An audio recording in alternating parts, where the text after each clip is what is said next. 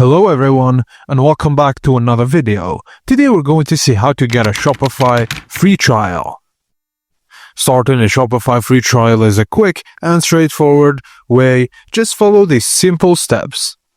First thing first, visit the Shopify free trial page and click the Start Free Trial button on Shopify's trial page. Now you need to answer a few business questions. Shopify will ask a few multiple choice questions about your business needs. You can either answer them or click skip all to move to the next step. Now select the country where your Shopify store will operate from the list provided.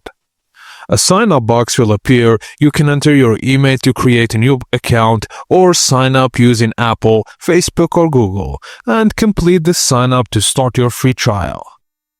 And done. Your Shopify free trial is now active. By default, your store may have a storefront password or inactive checkout. To let customers make purchases, remove the password or upgrade to a paid plan to activate the checkout.